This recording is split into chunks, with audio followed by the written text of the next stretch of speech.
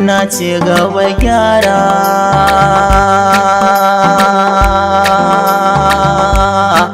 gaba gyara baya gyara na ga saraki yana zuwa saka mu ji abincin giwa manyan itatuwa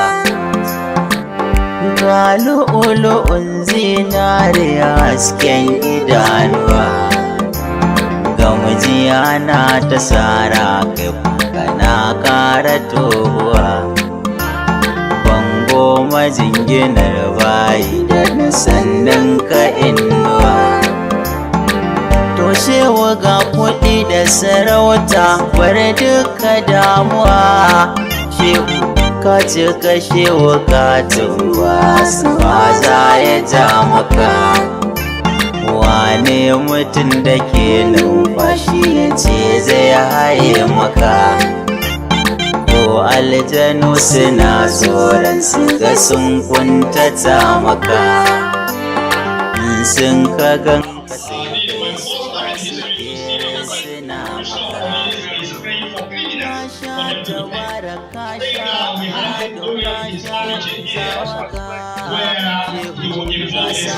If you are very small and you are using to the society, yes, you are welcome.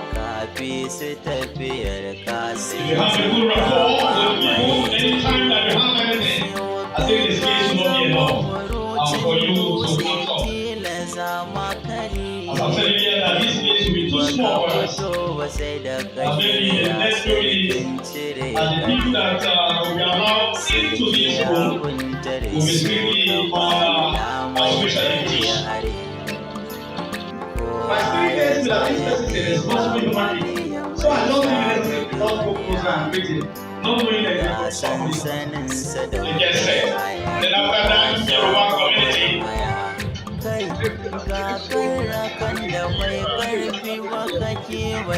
Yes, thank you very much. When you apply service, come and join the immigration so that they will save time.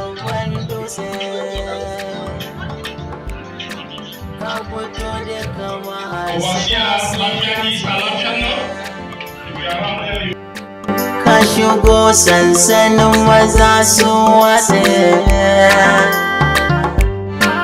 angon Fatima indi kai rana ne a lafiya sarkin yakin are ikon makaman sarki ayyasa